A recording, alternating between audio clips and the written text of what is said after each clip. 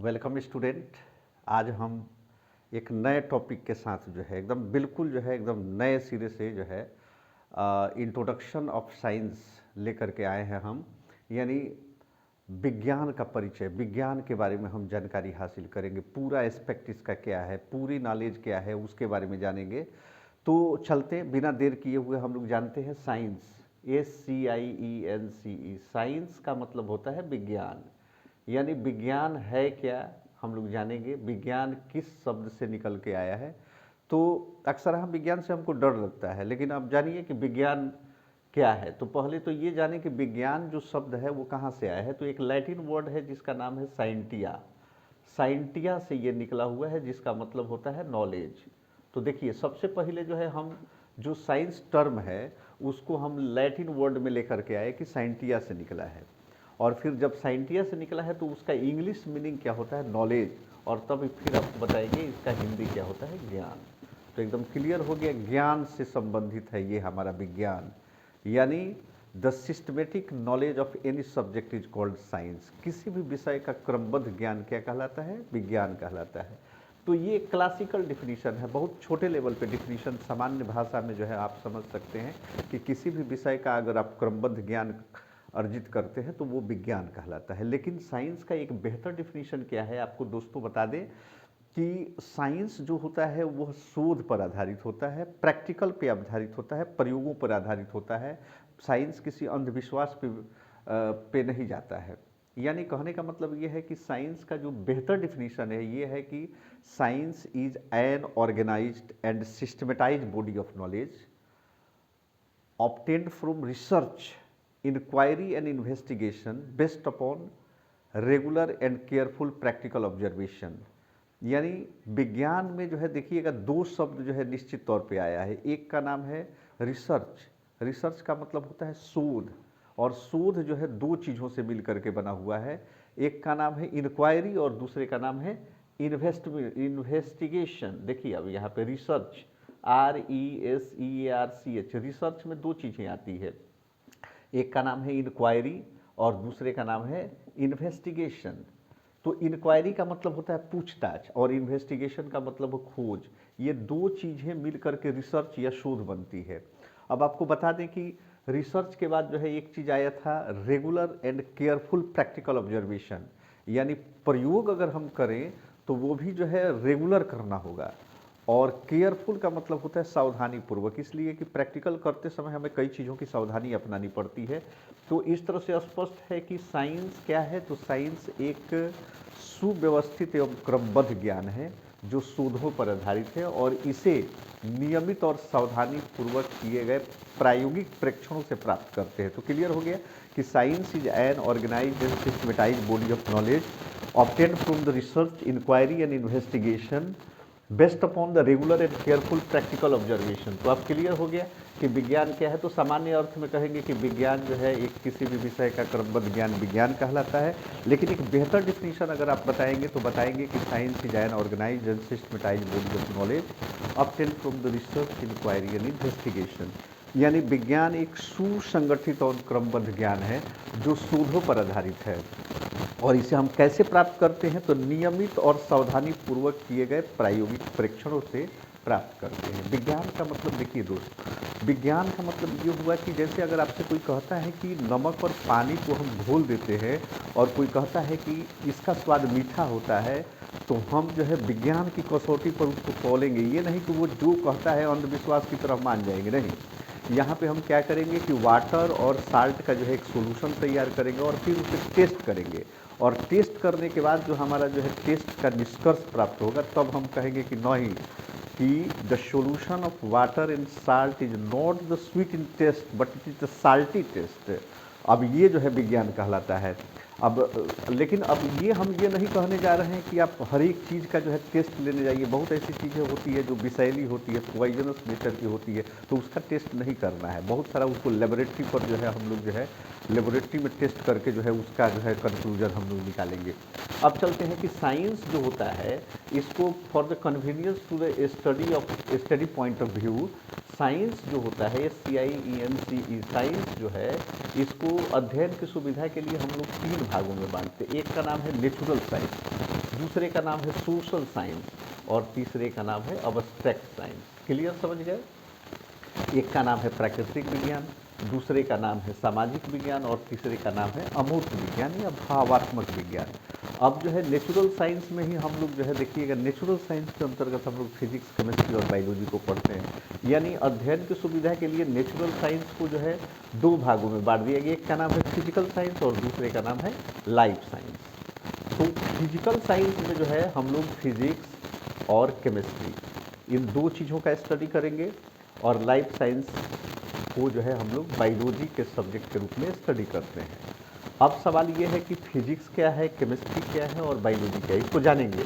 लेकिन यहाँ हम समझ लें कि जो सोशल साइंस है उसमें 3 सब्जेक्ट को स्टडी करते हैं, हिस्ट्री, सिविक्स और ज्योग्राफी। यानी सोशल साइंस या सामाजिक विज्ञान में इतिहास, भूगोल और नागरिक शास्त्र का स्टडी करते हैं और अब्स्ट्रैक्ट साइंस में हम लोग मैथमेटिक्स को रखते हैं। तो मैथमेटिक्स क्या है? अब्स्ट्रैक्ट साइंस, इसलिए कि उसमें जो भी चीज़ें होती है वह जो है अब्स्ट्रैक्ट रूप में एक्स वाई जेड मान करके और तब हम किसी कंक्रीट फॉर्म में जाते हैं, किसी कंक्रीट रिजल्ट पे जाते हैं। तो ये जो है हुआ साइंस, माने विज्ञान को जो है हम लोग 3 भागों में बांटे। एक का नाम है प्राकृतिक विज्ञान, दूसरे का नाम है सामाजिक विज्ञान और तीसरे का नाम है अब्स्ट्रैक्ट यानी अमूर्त विज्ञान। इसमें हम लोग फिजिक्स, केमिस्ट्री और बायोलॉजी के बारे में पढ़ते हैं। सोशल साइंस में हिस्ट्री, सिविक्स और ज्योग्राफी के बारे में पढ़ेंगे और अब्स्ट्रैक्ट साइंस में मैथमेटिक्स के बारे में पढ़ेंगे। अब आपको बता दें फिजिक्स क्या है, तो अब चलते हैं थोड़ा सा फिजिक्स के बारे में जान लेते हैं कि जो हमारा फिजिक्स है वह कहाँ से आया है। तो फिजिक्स जो टर्म है, देखिए PHYSICS, फिजिक्स जो टर्म है वह लैटिन वर्ड फ्यूसिस से निकला है और फ्यूसिस का मतलब होता है नेचर, नेचर का मतलब होता है प्रकृति। यानी फिजिक्स में हम लोग जो है नेचर यानी प्रकृति और प्राकृतिक नियमों का अध्ययन करते हैं। क्लियर हुआ कि the branch of natural science which deals about the study of nature and natural law is called physics. और सर आइजैक न्यूटन नाम सुने होंगे आप लोग, जो है सर आइजैक न्यूटन को जो है मॉडर्न फिजिक्स का फादर कहा जाता है। तो पूछ सकता है आपसे कोई कि who is the father of physics, तो sir Isaac Newton is known as the father of modern physics या फाउंडर उसको कहिए। इसलिए कि देखिएगा कि जो साइंस में जो वैज्ञानिक जो होते हैं वो काफ़ी जो है उनका जो है माइक्रो लेवल पे ऑब्जर्वेशन होता है। जैसे ये जो है न्यूटन साहब जो है एक बार क्या हुआ कि सेव के पेड़ के नीचे बैठे हुए थे और जो है एक सेव नीचे की तरफ टपक गया। तो सारी चीज़ें तो हम लोग भी देखते हैं नेचर में कि बहुत ऊपर की वस्तुएं सारी नीचे आती है, या फिर जो है हवाएं बहती है, या फिर जो है वाटर का जो लेवल होता है वो higher level to lower level पे जाता है। लेकिन हम लोग उसको केवल इस तरह से इग्नोर करते देखते हैं। लेकिन जो वैज्ञानिक होते हैं उसको सूक्ष्म लेवल पे जो है उसका स्टडी करते हैं, उसका ऑब्जर्वेशन करते हैं और तब जो है उससे कोई ना कोई निष्कर्ष निकालते हैं। तब उसके आधार पे जो है न्यूटन ने सोचा कि आखिर सारी वस्तुएं ऊपर से नीचे ही क्यों गिरती है, और उसने जो है लॉ ऑफ ग्रेविटेशन को ईजाद कर दिया। यानी उसने कहा कि each and every particle of the universe are attracted towards the each other by a force of attraction called the gravitation. देख रहे हैं ना आप कि दुनिया की सारी वस्तुएं जो है एक दूसरे को आकर्षित करती है और एक सामान्यतः जो है आकर्षण बल द्वारा जो आकर्षित करती है उसको उन्होंने गुरुत्वाकर्षण बल कहा। एक ग्रेविटी है, पृथ्वी का एक ग्रेविटी है यानी सेंटर है जिसमें हर एक वस्तुएं उसके तरफ जो है एट्रैक्ट होती है। तो इस तरह से ऑब्जर्वेशन होता है। दूसरा जो इसमें आता है केमिस्ट्री। अब आपको बता दें जो केमिस्ट्री शब्द है ये लैटिन और ग्रीक वर्ड नहीं है, ये इजिप्ट का एक वर्ड है। इजिप्ट का जो वर्ड है केमिया, और इसी केमिया से जो है निकला हुआ है CHEMEA, केमिया से निकला हुआ है जिसका मतलब होता है ब्लैक सॉइल। ब्लैक सॉइल का मतलब होता है काली मिट्टी। आप जो है इजिप्ट मिस्र को कहते हैं और मिस्र जो होता है वहाँ की जो है मिट्टी काली है और काली मिट्टी जो होती है उसमें ऑर्गेनिक मटेरियल्स के जो है काफ़ी प्रचुर मात्रा होती है और कॉटन की खेती के लिए जो है काफ़ी प्रसिद्ध है। तो मिस्र की जो है मिट्टी काफ़ी फर्टाइल होती है और आप जानते हैं कि मिस्र के लोग जो है बहुत पहले से केमिकल के बारे में जो है जानकारी रखते थे। वहाँ पे जो है ना मांस का जो छोटा छोटा टुकड़ा था उसको जो है मम्मी कहा जाता था। तो वो जो है जैसे और भी जो है जो मांस के टुकड़ों को जो है कैसे संरक्षित रखेंगे उनके बारे में जो है वो लोग बहुत पहले से जानते थे। तो ये केमिस्ट्री जो केमिया जो शब्द है, ये केमिया जो है ये बाद में चल करके वहाँ अपभ्रंश शब्द में केमिटेक्ने आया और केमिटेक्ने ही केमिस्ट्री बन गया। तो इस तरह से आप केमिस्ट्री के बारे में आप जानिए कि केमिस्ट्री जो है इजिप्ट वर्ड है। और इजिप्ट वर्ड केमिया से निकला है जिसका मतलब है ब्लैक सॉइल। और आपको बता दें कि जो डेड बॉडी को प्रिजर्व किया जाता है वो फॉर्मेलिन में प्रिजर्व किया जाता है। फॉर्मेलिन आपको बता दें फॉर्मेलिन क्या है। फॉर्मेलिन जो है ये काफ़ी इंपॉर्टेंट है, ये कंपटीशन में भी पूछा जाता है कि the 40% solution of formaldehyde is called formalin. 40% solution, ध्यान रखिएगा, 40% सोल्यूशन ऑफ फॉर्मलडिहाइड। क्या होता है फॉर्मूला फॉर्मलडिहाइड का? HCHA। और ये फॉर्मलडिहाइड का 40% सोल्यूशन फॉर्मेलिन कहलाता है। और लेबोरेटरी में जितने भी डेड बॉडी होते हैं, डेड ऑर्गेनिज्म होते हैं, डेड प्लांट्स होते हैं, डेड एनिमल्स होते हैं, उनको प्रिजर्व करके रखा जाता है और स्टडी पॉइंट ऑफ व्यू से। और उसमें किसी तरह के माइक्रो ऑर्गेनिज्म का इन्फेक्शन नहीं होता और कई वर्षों तक जो है एकदम बिल्कुल तरोताज़ा जो है सुरक्षित रहते हैं। तो ये क्लियर हो गया फॉर्मेलिन।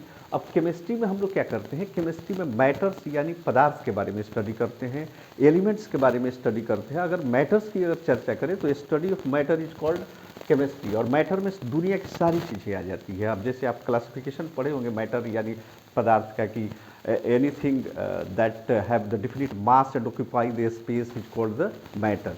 तो मैटर जो होता है उसका फिजिकल और केमिकल क्लासिफिकेशन अगर करेंगे तो मैटर के जो है जो स्टेट होते हैं उसमें सॉलिड, लिक्विड और गैसियस स्टेट के अतिरिक्त जो है आपको जो है ब्लैक होल, प्लाज्मा स्टेट और BEC का मतलब होता है बोस आइंस्टीन कंडेंसिटी, ये सब जो है उसके स्टेट है। उसके बाद जो है अगर आप उसका केमिकल क्लासिफिकेशन करेंगे तो प्योर और इम्प्योर मटेरियल में बढ़ता है। इम्प्योर में जो है आपका जो है मिक्सचर यानी मिश्रण आता है और प्योर मटेरियल में एलिमेंट्स आते हैं और फिर कंपाउंड्स आते हैं। एलिमेंट्स में मेटल, नॉन मेटल और मेटलॉइड सब आता है। तो ये आप देख रहे थे कि पूरा चीज़ आ जाएगा इसमें। और केमिस्ट्री का फादर जो है चार्ल्स लेवोजियर को जो है केमिस्ट्री का फादर कहा जाता है। तो क्लियर हो गया कि चार्ल्स लेवोजियर को केमिस्ट्री का फादर कहते हैं। और इसके बारे में जो है इस सब्जेक्ट में जो है हम जो है डिफरेंट टाइप के elements, compounds, method for preparation of compounds, ये सारी चीज़ें हम लोग जो है स्टडी करते हैं। होल पूरे मैटर्स के बारे में ठीक ढंग से स्टडी करते हैं। इसको अध्ययन की सुविधा के लिए आगे चल करके जो है